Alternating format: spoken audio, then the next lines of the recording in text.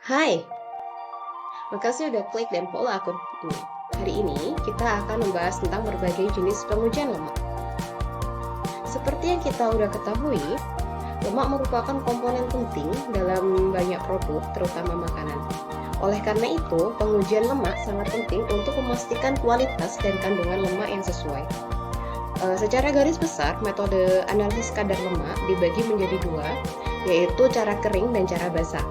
Ada beberapa metode yang umum digunakan, antara lain seperti ekstraksi coklat, di mana yang menggunakan pelarut organik. Yang kedua ada metode Babcock dan Gerber, di mana yang memanfaatkan sentrifugasi serta metode instrumental yang lebih modern.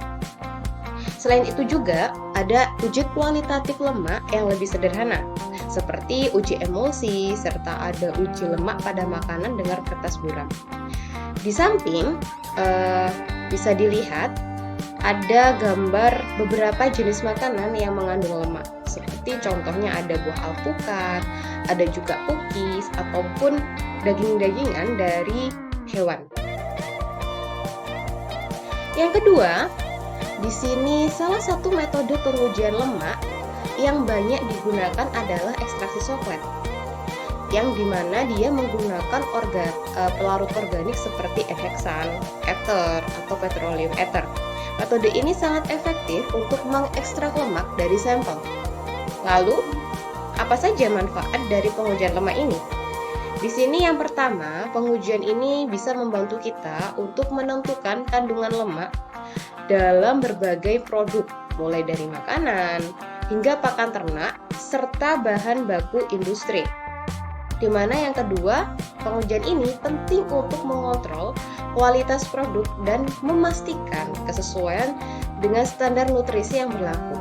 Dan yang ketiga, pengujian lemak juga berguna untuk nilai keamanan, stabilitas produk untuk penyimpanannya. Di mana yang terakhir, dengan mengetahui kandungan lemak, kita dapat menentukan nilai gizi pada suatu produk.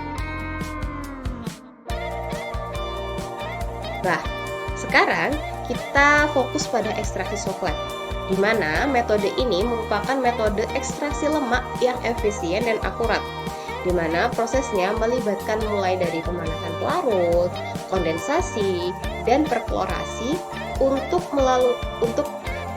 melalui sampel sehingga lemak dalam sampel larut dan terkumpul dalam labu ekstraksi. Untuk alat-alat ekstraksi sendiri, biasanya untuk alat ekstraksi coklat itu terdiri dari beberapa komponen kayak yang ada di gambar. Itu dari bawah ada labu alas bulat, ada timbal yang ada di dalamnya, setelah itu ada ekstraktornya dan ada pendinginnya. Itu di gambar kurang lengkap ya, harusnya ada pendinginnya atau kondensornya. Sedangkan bagian pemanas nanti berada di bagian bawah atau di bagian labu alas bulatnya. Untuk ekstraksi coklat ini sendiri, di mana ekstraksi coklat ini memiliki beberapa kelebihan. Yang pertama, mungkin yang kita tahu adalah efisiensi yang cukup tinggi, di mana dapat digunakan untuk berbagai jenis sampel, ya kan? Terus yang kedua, ada menghasilkan hasil yang cukup akurat. Cuman tentu saja dari metode ini ada kekurangannya. Yang pertama yaitu membutuhkan waktu yang cukup lama, di mana waktu kita mengekstrak dari sampel yang kita miliki, waktu yang digunakan selama proses ekstraksi itu bisa memakan waktu 1-2 jam atau bahkan lebih. Yang kedua yaitu di mana pelarutnya itu kan tadi sudah saya sebutkan ada salah satunya N-heksan, itu juga mudah terbakar. Kenapa itu sebagai kekurangan? Kalau kita tidak hati-hati, itu bisa saja menyebabkan terjadinya kecelakaan dalam proses ekstraksi tersebut. Lah, berikut akan saya tampilkan metode ekstraksi coklat yang bisa kalian amati untuk proses bagaimana sih kita itu nanti di laboratorium melakukan ekstraksi coklat kayak gitu untuk pengujian kadar lemak pada produk makanan. Entah dalam contoh video ini itu yang akan diujikan adalah produk biskuit. Bisa kalian perhatikan dan kalian amati.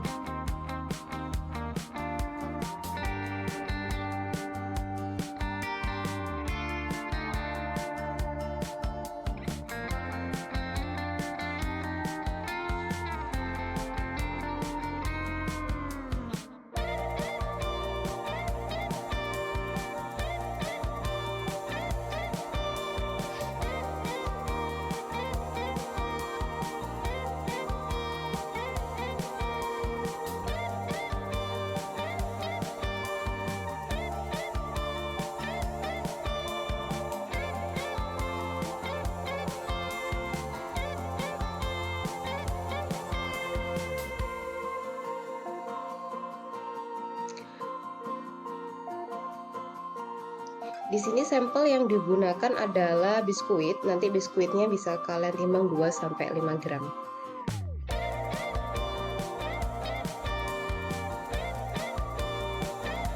N-hexanya dimasukkan ke dalam labu alas bulat. Setelah itu nanti kalian merangkai ekstraktor coklatnya.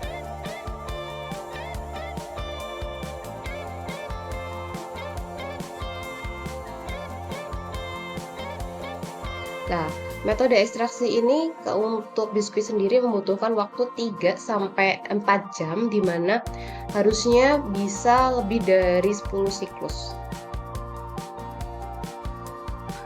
Setelah diekstraksi, nanti akan dimasukkan ke oven. Dan nanti setelah dimasukkan ke oven, itu kita masukkan ke desikator untuk biar kita tahu untuk kestabilan dari masanya sendiri untuk pendinginannya ya. Setelah didinginkan selama 15 menit, itu nanti kalian timbang lagi di neraca. Nanti kalian bisa catat hasil dari proses ekstraksi tersebut. Ini untuk perhitungannya bisa kalian pause untuk menghitung berapa kadar lemaknya. Seperti itu. Nah, sekarang ini ada tugas dimana setelah kalian menonton video ini, itu tuliskan isi video ini mulai dari tadi ya penjelasannya, pemanfaatnya ekstraksi coklat, terus gimana alur kerjanya untuk pengujian lemak yang menggunakan metode ekstraksi coklat ini, dimana kalian saya harap kalian menuliskan alurnya dalam bentuk diagram alir ya, diagram alir seperti biasa di kertas. Nah, itu di bagian kanan pojok kanan atas kalian tulis nama dan kelas.